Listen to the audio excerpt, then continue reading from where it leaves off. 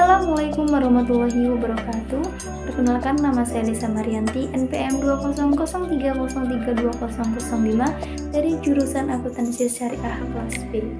Untuk memenuhi tugas mata kuliah Manajemen Investasi dan Pasar Modal Syariah, saya akan memaparkan materi yang berjudul Pengantar Pasar Modal Indonesia. Pengantar Pasar Modal Indonesia. A. Pengertian pasar. Dalam pengertian sempit, pasar adalah tempat bertemunya pembeli dan penjual. Namun, pasar bukan hanya merupakan suatu tempat. Sedangkan dalam pengertian yang lebih luas, pasar adalah proses transaksi atau kesepakatan jual beli antara pembeli dan penjual. Fungsi utama pasar pada dasarnya adalah membantu mempertemukan orang-orang yang membutuhkan barang dan jasa dengan orang-orang yang memiliki barang dan jasa tersebut. Kemudian yang dia ada jenis-jenis pasar.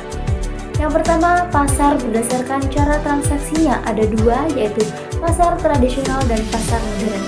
Pasar tradisional adalah pasar yang menggunakan pembayaran tunai dalam transaksi dan menggunakan sistem konvensional dalam tawar-menawar.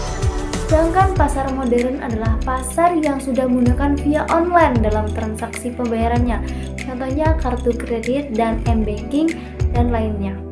Yang kedua, pasar berdasarkan wujudnya, ada pasar nyata dan pasar abstrak. Pasar nyata adalah pasar dengan pedagang yang nyata dan dapat dilihat dan dirasakan barangnya, contohnya ada Shopee, Tokopedia, Lazada, dan lain-lain. Sedangkan pasar abstrak adalah pasar dengan pedagang yang tidak menawarkan berbagai jenis barang yang dijual, serta pembeli tidak dapat membeli secara langsung. Contohnya adalah pasar modal.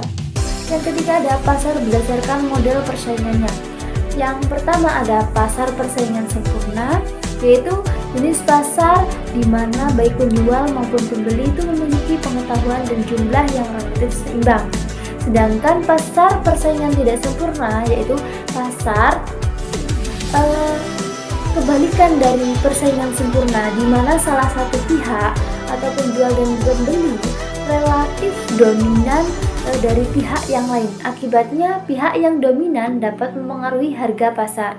Nah, pasar persaingan tidak sempurna ini terdiri dari pasar monopoli, pasar oligopoli, pasar monopsoni, dan pasar oligosoni. C. Konsep pasar modal Indonesia. A. Pasar keuangan dan pasar modal. Yang pertama ada pasar keuangan, adalah tempat bertemunya dua pihak, penjual dan pembeli untuk melakukan proses transaksi jual beli. Keuangan yaitu pihak yang memiliki uang dengan pihak yang membutuhkan uang. Yang kedua, ada pasar uang, adalah tempat bertransaksi jual beli produk-produk keuangan jangka pendek, umumnya kurang dari 1 tahun. Produk keuangan sering juga disebut sebagai surat berharga karena dapat diperjualbelikan. Contoh surat berharga pasar uang yaitu sertifikat Bank Indonesia, kemudian sertifikat deposito, surat berharga pasar uang, surat berharga komersial, call money, dan reverse hedge agreement. Yang B ada pasar modal, adalah tempat bertransaksi jual beli surat-surat berharga keuangan jangka panjang, contohnya saham, obligasi, sukuk, dan reksadana. Yang C ada pasar valuta asing, adalah tempat bertransaksinya jual beli mata uang berbagai negara. D. Konsep pasar modal Indonesia. Perbedaan antara pasar modal, pasar uang, dan pasar komoditas secara ringkas dapat dibedakan ketiganya dari jatuh tempo surat berharga, tempat transaksi, dan produk yang diperjualbelikan dari masing-masing pasar. Pasar uang umumnya itu diperjualbelikan surat berharga yang jatuh temponya kurang dari 1 tahun. Sementara di pasar modal umumnya itu diperjualbelikan surat berharga yang jatuh temponya lebih dari 1 tahun. Adapun pasar komoditas tidak diperjualbelikan surat berharga, melainkan komoditas seperti kopi, karet, dan hasil bumi lainnya. Nah, dilihat dari tempat transaksinya, surat berharga di pasar uang umumnya dilakukan di bank. Sementara tempat transaksi surat berharga di pasar modal dilakukan di bursa efek, sedangkan jual beli di komoditas dilaksanakan di bursa berjangka. Jadi sebenarnya apa pasar modal itu? Menurut Undang-Undang Nomor 8 Tahun 1995 tentang pasar modal mendefinisikan pasar modal atau capital market sebagai kegiatan yang bersangkutan dengan penawaran umum dan perdagangan sekuritas, perusahaan pabrik yang berkaitan dengan sekuritas yang diterbitkannya, serta lembaga dan profesi yang berkaitan dengan sekuritas. Dari pengertian di atas, paling tidak ada 3 ruang lingkup yang terkait dengan aktivitas pasar modal, yaitu A. Kegiatan yang terkait penawaran umum dan perdagangan sekuritas, B. Perusahaan pabrik yang menerbitkan sekuritas, C. Lembaga dan profesi yang berkaitan dengan sekuritas. 1. Lembaga dan profesi yang berkaitan dengan sekuritas. Istilah lain pasar modal adalah bursa efek. Bursa artinya pasar dan efek artinya surat berharga. Istilah lain surat berharga adalah sekuritas. Contoh sekuritas yang diperdagangkan di pasar modal antara lain saham, obligasi, sukuk, dan reksadana. Selain pasar modal yang kita kenal secara luas, saat ini ada juga jenis pasar modal lain, yakni pasar modal syariah. Apa itu pasar modal syariah? Pasar modal syariah adalah pasar modal yang proses transaksi dan produk-produk sekuritasnya harus sesuai dengan prinsip-prinsip syariah. D. Peran, fungsi, dan manfaat pasar modal. Pasar modal memiliki peran yang sangat penting dalam perekonomian suatu negara. Berikut ini beberapa di antaranya.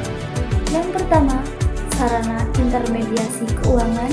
Yang kedua, sarana investasi. Yang ketiga, sarana penciptaan lapangan kerja.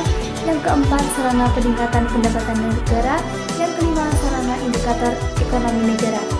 Pasar modal memiliki peran besar bagi perekonomian suatu negara karena pasar modal menjalankan 2 fungsi sekaligus, yaitu fungsi ekonomi dan fungsi keuangan.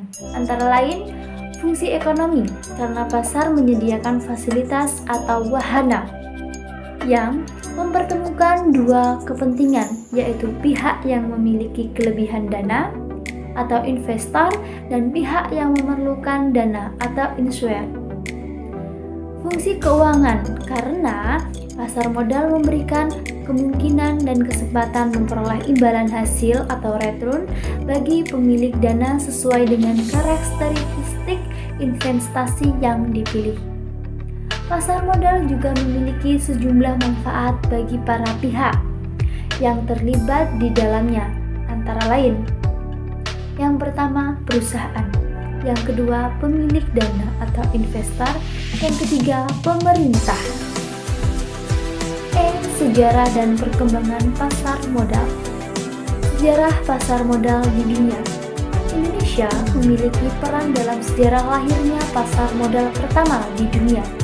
Sejak lama, Indonesia atau Nusantara itu dikenal sebagai produsen rempah-rempah yang bernilai tinggi di pasaran dunia. Masuknya Belanda ke Nusantara melalui VOC menjadi cikal bakal lahirnya pasar modal di dunia yang berdiri di Belanda.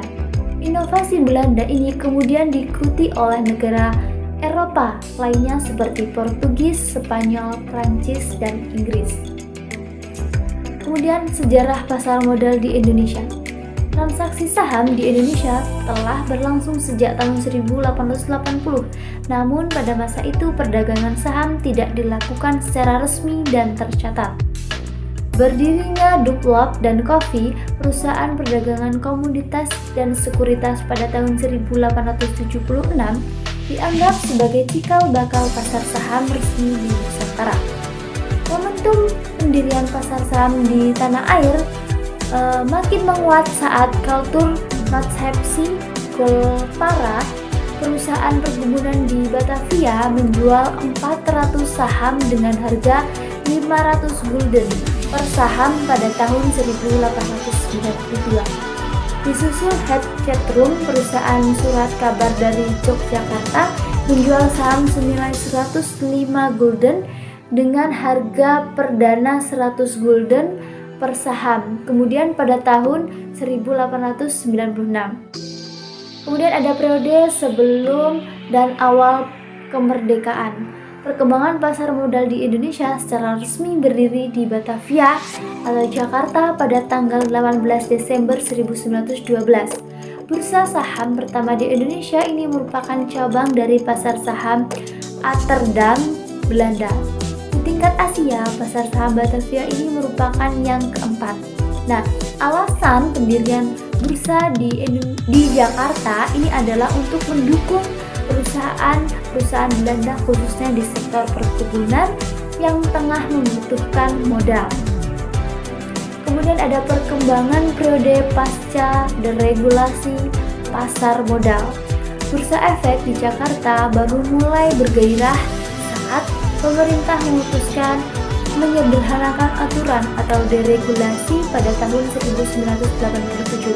Deregulasi ini dikenal dengan nama Paket Kebijaksanaan Desember 1987 atau PAKDES.